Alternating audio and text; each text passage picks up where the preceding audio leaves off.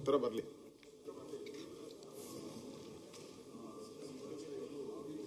ಒಂದು ಎದ್ದಿರುವ ಒಂದು ವಿಷಯ. ಭಾಳ ಹಿಂದೆ ನಾನು ಕಾರ್ಪೊರೇಟರ್ ಆಗಿದ್ದಾಗ ಒಂದು ರಿವಿಷನ್ ಆಫ್ ಟ್ಯಾಕ್ಸ್ ಅಂತ ಒಂದು ತಂದಿದ್ರು, ರಿವಿಷನ್ ಆಫ್ ಪ್ರಾಪರ್ಟಿ ಟ್ಯಾಕ್ಸ್ ಅಂತ. ಆಗ ನಾವೆಲ್ಲ ಹೋರಾಟ ಮಾಡಿ ಸೆಲ್ಫ್ ಅಸೆಸ್ಮೆಂಟ್ ಟ್ಯಾಕ್ಸ್ ಅಂತ ನಾವು ಇಂಟ್ರೊಡ್ಯೂಸ್ ಮಾಡಿದ್ವಿ. ಅದು ನಡ್ಕೊಂಡು ಬಂದಿದೆ. ಈಗ ಒಂದ್ಸಲ ಟ್ಯಾಕ್ಸು ನೀವು ಫಿಕ್ಸ್ ಮಾಡಿ ಕಟ್ಟಿದ ಮೇಲೆ ನನ್ಗೆ ಗೊತ್ತಾಗುತ್ತೆ ಕಾರ್ಪೊರೇಷನ್ಗೆ ಸರ್ಕಾರಕ್ಕೆ ಹೆಚ್ಚು ದುಡ್ಡು ಬೇಕು, ಎಲ್ಲ ಆದಾಯಗಳನ್ನ ಹುಡುಕ್ಬೇಕು. ಅದಕ್ಕೋಸ್ಕರ ಈ ರೀತಿ ಮತ್ತೊಂದು ಸಲ ಸರ್ವೆ ಮಾಡಿಸಿ ನಿಮ್ಮ ಸೆಟ್ ಬ್ಯಾಕು, ಪಾರ್ಕಿಂಗ್ ಸ್ಪೇಸು, ಮೇಲ್ಗಡೆ ರೂಫು ಎಲ್ಲದಕ್ಕೂ ನಾವು ಟ್ಯಾಕ್ಸ್ ಹಾಕ್ತೀವಿ ಅಂತ ಹಾಕಿ, ಅದು ರಿಟ್ರಾಸ್ಪೆಕ್ಟಿವ್ ಎಫೆಕ್ಟ್ ಇಂದ ಹಾಕಿ, ಇದು ರಿವಿಷನ್ ಆಫ್ ಪ್ರಾಪರ್ಟಿ ಟ್ಯಾಕ್ಸ್ ಇದೇನು ಮಾಡ್ತಾ ಇದ್ದಾರೆ, ಇದು ನಿಜವಾಗ್ಲೂ ಕೂಡ ಒಂದು ಟ್ಯಾಕ್ಸ್ ಟೆರರಿಸಮೇ. ಇದು ಪ್ರಾಪರ್ಟಿ ಟ್ಯಾಕ್ಸ್ ಟೆರರಿಸಮೇ ಇವತ್ತು ಆಗ್ತಾ ಇದೆ. ಸೊ ಅದಕ್ಕೋಸ್ಕರ ಸಾಮಾನ್ಯ ನಾಗರಿಕ ಇವತ್ತು ಅಲಿಬೇಕು, ಅದು ಅಲ್ಲೋದ್ರಕ್ಕಾಗೋದಿಲ್ಲ, ಅವ್ನು ಮತ್ತೆ ಅಪ್ಲೈ ಮಾಡಬೇಕು. ಸೊ ಅದಕ್ಕೋಸ್ಕರ ನಾನು ಉಪಮುಖ್ಯಮಂತ್ರಿಗಳಲ್ಲಿ ಕೇಳ್ಕೊಳ್ಳೋದು, ಈಗಾಗಲೇ ನಾಗರಿಕರು ಬಸ್ ಹೊಡೆದಿದ್ದಾರೆ ಬೇರೆ ಬೇರೆ ಬೇರೆ ಬೇರೆ ಸಮಸ್ಯೆಯಿಂದ. ಈ ಒಂದು ಹೊಸದೇನು ಒಂದು ಹೊಸ ಟ್ಯಾಕ್ಸ್ನ ಹೊಸ ಸ್ವರೂಪದಿಂದ ತಂದು ನೀವು ಹೇಳಿದ್ದೀರಾ ಹೆಚ್ಚುವರಿ ತೆರಿಗೆ ಮತ್ತು ದಂಡವನ್ನು ವಿಧಿಸುತ್ತಿರುವುದಿಲ್ಲ ಅಂತ ಹೇಳಿದ್ದೀರಾ. ಆದರೆ ಹೊಸದಾಗಿ ನೀವೇನು ಮಾಡಿ ಏರಿಸ್ತಾ ಇದ್ದೀರಾ, ಎಷ್ಟು ಏರಿಸ್ತಾ ಇದ್ದಾರೆ ಅಂತ ನಿಮಗೆ ಚೆನ್ನಾಗಿ ಗೊತ್ತಿದೆ, ಎಷ್ಟಿತ್ತೋ ಎಷ್ಟಿದೆ ಅಂತ. ಅದು ನಿಜವಾಗ್ಲೂ ಕೂಡ ನಾಗರಿಕರಿಗೆ ಬಹಳ ತೊಂದರೆ ಕೊಡೋದು. ಇದನ್ನ ವಾಪಸ್ ತಗೊಳ್ಬೇಕು ಅಂತ ಹೇಳ್ತೀನಿ. ಅಧ್ಯಕ್ಷೆ, ರಾಮಮೂರ್ತಿಯವರು ಕಾರ್ಪೊರೇಟರ್ ಆಗಿದ್ದವರು, ಸುರೇಶ್ ಕುಮಾರ್ ಕಾರ್ಪೊರೇಟರ್ ಆಗಿದ್ದವರು, ಇವರೆಲ್ಲ ಇವರು 7 ಸತಿ ಇದ್ದಾರೆ, ಎಲ್ಲರಿಗೂ ಗೊತ್ತಿದೆ. ಯಾವುದೋ ದ್ರೋಣ್ ಮುಖಾಂತರ ನೋಟಿಸ್ ಎಲ್ಲೂ ಹೋಗ್ತಾ ಇಲ್ಲ, ಗಾಬರಿ ಆಗೋಯ್ತು ರಾಮಮೂರ್ತಿ. ಅಲ್ಲ, ಅವ್ರು ಹೇಳೋದು ದ್ರೋಣ್ ಸರ್ವೆ ಆಗ್ತಾ ಇದೆ. ಸೆಲ್ಫ್ ಅಸೆಸ್ಮೆಂಟ್ ಸ್ಕೀಮ್ ತಂದವನೇ ನಾನು ಫಸ್ಟ್. ಬ್ಯಾಟರಾಯನಪುರ ಕ್ಷೇತ್ರದಲ್ಲಿ ನಮ್ಮ ಕೃಷ್ಣ ಬೈರೇಗೌಡರ ಕಾನ್ಸ್ಟಿಟ್ಯೂನ್ಸಿಯಲ್ಲಿ ಫಸ್ಟ್ ಸೆಲ್ಫ್ ಅಸೆಸ್ಮೆಂಟ್ ಸ್ಕೀಮ್ನ ಅಲ್ಲಿ ಇಂಟ್ರೊಡ್ಯೂಸ್ ಮಾಡಿದ್ರು ನಾನು. ಇದು ಯಾಕೆ ಬಂತು ಅಂತಂದ್ರೆ, ಸರಿಯಾಗಿ ಈಗ 1 ಫ್ಲೋರ್ ಕಟ್ಟಿದವರು ಡಿಕ್ಲೇರ್ ಮಾಡಿಕೊಂಡು 2 ಫ್ಲೋರ್ ಮಾತ್ರ ಇರೋರು 1 ಫ್ಲೋರ್ ಮಾಡ್ತಾ ಇದ್ದಾರೆ ಅಂತ ಮಾಡ್ತಾ ಇದ್ದಾರೆ. ತಮಗೊಂದು ಏನು ಆತಂಕ ಇದೆ ಅಂತಂದ್ರೆ, ಸಜ್ಜಕ್ಕೆ ಮೆಟ್ಲಿಗೆ ಆಗ್ತಾ ಇದೀವಿ ಅಂತ. ಐ ಆಮ್ ಟೆಲಿಂಗ್ ಯು, ಸಂಚ ಮೆಟ್ಲು ಯಾವ್ದಿದ್ರು ಕೂಡ ಹಾಕೋಂಥ ಅವಕಾಶ ಬರುವುದಿಲ್ಲ. ಅಂತ ಅದೇನಾದ್ರು ಆಡಿತ್ತು ಅಂತಂದ್ರೆ ನಾನು ವಿಡ್ರಾ ಮಾಡೋಕ್ಕೂ ರೆಡಿ ಇದ್ದೀನಿ. ನಂಬರ್ 1. ನಂಬರ್ 2 ಏನು ಹೇಳ್ತಾ ಇದ್ರೆ, ನಾವೇ ಅದನ್ನ ಲಾಸ್ಟ್ ಟೈಮು ನಾನು ರಿವ್ಯೂ ಮಾಡಿದ್ದೀನಿ. ನೀವೇನು ನಿಮ್ಮ ಸರ್ಕಾರದಲ್ಲಿ ಏನು 2020ರಲ್ಲಿ ಏನು ಕಾನೂನು ತೆಗೆದುಕೊಂಡು ಬಂದಿದ್ದೀರಿ, ಅದೇ ಕಾನೂನನ್ನ ಜೆಬಿಗೆ ಟ್ರಾನ್ಸ್ಫರ್ ಮಾಡಿದ್ರು. ಈಗ ನಾನು ಬಂದ ಮೇಲೆ ಇದನ್ನ ಸ್ವಲ್ಪ ಜಾಸ್ತಿ ಆಯ್ತು ಅಂತೇಳಿ 1 ಟೈಮ್ ಸೆಟಲ್ಮೆಂಟ್ ಸ್ಕೀಮ್ ತಂದು 100% ಪೆನಾಲ್ಟಿ ಇದ್ದ 50% ಪೆನಾಲ್ಟಿಗೆ ಅಂತ ಅಂದ್ಬಿಟ್ಟು ತಂದು ಅದಕ್ಕೂ ಕೂಡ ಅವಕಾಶ ಮಾಡಿ ಕೊಟ್ಟಿದ್ದೀವಿ.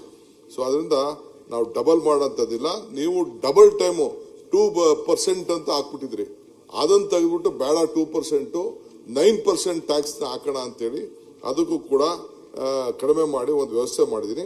ಯಾರಿಗಾರು ಪ್ರಾಬ್ಲಮ್ ಇತ್ತು ಅಂತಂದ್ರೆ ಅರ್ಜಿ ಕೊಟ್ರೆ ಈಗೂ ಕೂಡ ಪ್ರತಿಯೊಂದು ಮನೆಗೆ ಹೋಗಿ ಪರ್ಸನಲ್ ಆಗಿ ವಿಸಿಟ್ ಮಾಡಿಬಿಟ್ಟು ಅವ್ರನ್ನೂ ಮಾಲೀಕರನ್ನು ಇಟ್ಕೊಂಡು ಅಳತೆ ಮಾಡಿಸ್ಬಿಟ್ಟು ಇದನ್ನ ಸೆಟ್ರೇಟ್ ಮಾಡೋಕ್ಕೆ ನಾವು ತಯಾರಿದ್ದೇವೆ. ಅದು ಬಿಟ್ಬಿಟ್ಟು ಏನೂ ಇಲ್ಲ. ಇಲ್ಲಿ ನೀವೇನೋ ತಾವು ಹಿಂದೆ ನಾನು ಹೊಸದಾಗಿ ಆಮೇಲೆ 5 ವರ್ಷ ಆದವ್ರಿಗೆ ರಿಕವರಿ ಸಿಸ್ಟಮ್ ಎಲ್ಲ ಇತ್ತು, ಅದನ್ನೆಲ್ಲ ಕಡಿಮೆ ಮಾಡಿಬಿಟ್ಟು 1 ಸೈನ್ ಮಾಡಿದ್ದೀನಿ. ಸೊ ಅದರಿಂದ ಇಲ್ಲಿ ನಾವು ಯಾರಿಗೂ ಕೂಡ ಲೂಟ್ ಮಾಡೋದು ಟ್ಯಾಕ್ಸ್ನ ಟೆರರಿಸಮ್ ಇಲ್ಲ. ಇಲ್ಲಿ 23,000 ಜನಕ್ಕೆ ಈಗಾಗಲೇ ಆಗಿದೆ 688 ಕೋಟಿ ರೂಪಾಯಿ ಬರಬೇಕು ಅಂತ ನಮ್ದೊಂದು ಅಂದಾಜು ಮಾಡಲಾಗಿದೆ. ಈ ಒಂದು ಯಾರಿಗೆ ಈ ನೋಟಿಸ್ ಕೊಟ್ಟಿರೋದಕ್ಕೆ ಈಗೂ ಕೂಡ ಏನಾದ್ರು ಸಂದರ್ಭ ಇತ್ತು ಅಂದ್ರೆ ಅಬ್ಜೆಕ್ಷನ್ ಹಾಕಿದ್ರೆ ಇದನ್ನ ಸೆಟ್ರೇಟ್ ಮಾಡೋಕ್ಕೆ ಕಾರ್ಪೊರೇಷನ್ಗೆ ಎಲ್ಲ ಇನ್ಸ್ಟ್ರಕ್ಷನ್ ಕೊಡ್ತೇನೆ. ಮಾನ್ಯ ಅಧ್ಯಕ್ಷರ ನಿಮಿಷ. ಸನ್ಮಾನ್ಯ ಅಧ್ಯಕ್ಷರೇ, ನಮ್ಮ DK ಶಿವಕುಮಾರ್ ಅವರು ಹೇಳಿದ್ರು ನಾನೇ ತಂದಿದ್ದು ಅಂತ ಹೇಳಿದ್ರು. ನಾನೇನು ಅದಕ್ಕೆ ಡಿಸ್ಪ್ಯೂಟ್ ಮಾಡಲ್ಲ. ಅಲ್ಲ, ನೀವು ಹೇಳಿದ್ರಲ್ಲ ಬ್ಯಾಟರಾಯನಪುರ ನಾನೇ ತಂದಿದ್ದು, ಅದನ್ನ ಹೇಳಿದ್ದು. ಸ್ವಲ್ಪ ಸೆಲ್ಫ್ ಅಸೆಸ್ಮೆಂಟ್ ನೀವೇ ತಂದಿದ್ದು, ಇವಾಗೂ ನೀವೇ ತಂದಿರೋದು. ಕರೆಕ್ಟ್, ನಾನು ಅದನ್ನ ಹೇಳಿದ್ದು. ಅವಾಗೂ ನೀವೇ ತಂದಿದ್ರಿ, ಇವಾಗೂ ಇವರೇ ತಂದಿದ್ದಾರೆ. ಅವಾಗ ನೀವು ತರೋವಾಗ ಯೋಚನೆ ಮಾಡ್ತಾನೆ ತಂದಿರೋದು. ಮತ್ತೆ ಈಗ ಬದಲಾವಣೆ ಮಾಡ್ತೀನಿ ಅಂತ ಹೇಳಿದ್ರೆ ನೀವು ಅವಾಗ ಮಾಡಿದ್ರೆ ತಪ್ಪು ಅನ್ಸುತ್ತೆ. ಅಲ್ಲ ಹೇಳ್ತೀನಿ, ಅದಕ್ಕೆ ಸರಿ ಅಂತ ಹೇಳ್ಬೇಕಾದ್ರೆ ಹೇಳ್ಬೇಕಲ್ಲ. ತೊಗ್ಲಕ್ ದರ್ಬಾರ್ ಆಯ್ತಲ್ಲ, ಡೆಲ್ಲಿಯಿಂದ ಬಿಹಾರ್ಗೆ, ಬಿಹಾರಿಂದ ಡೆಲ್ಲಿಗೆ, ಹಂಗಾಗಬಾರ್ದು. ಇದೊಂದು ರೀತಿ 5 ಕಾರ್ಪೊರೇಷನ್ ಮಾಡಿ 5 ಗ್ರೇಟರ್ ಜಿ ಮಾಡಿ 5 ಹೊಸ ತೆರಿಗೆಗಳಿಗೆ ಸೃಷ್ಟಿ ಮಾಡ್ತಾ ಇದ್ದಾರೆ. ಅದರಲ್ಲಿ ಎಷ್ಟು ಅಧ್ಯಕ್ಷರೇ, ನೀವು ನೋಟಿಸ್ ಹೆಂಗ್ ಕೊಡ್ತಾರೆ? ನೋಟಿಸ್ಗೆ ನಾವು ಅಬ್ಜೆಕ್ಷನ್ ಹಾಕಬೇಕು.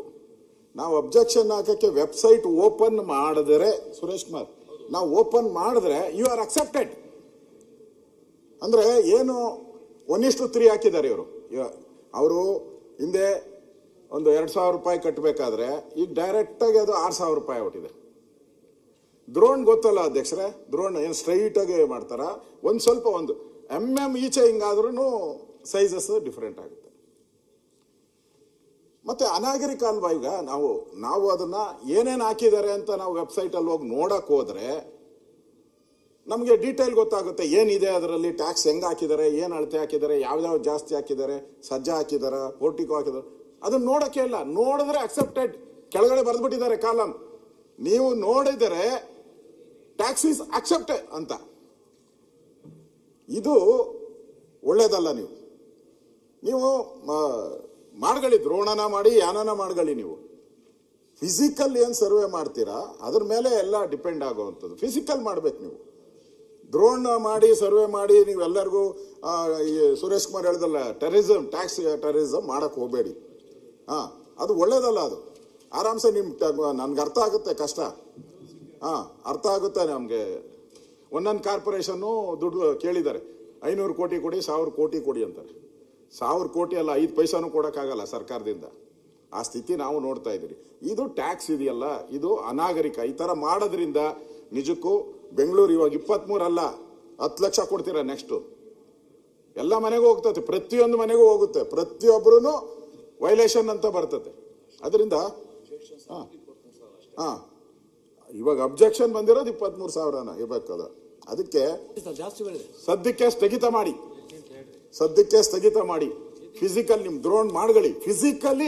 ಫಿಸಿಕಲಿ ಹೋಗಿ ಸರ್ವೆ ಮಾಡಿ ಅದರ ರಿಪೋರ್ಟ್ ಮೇಲೆನೆ ನೀವು ಟ್ಯಾಕ್ಸ್ ಅನ್ನ ಫಿಕ್ಸ್ ಮಾಡಬೇಕು.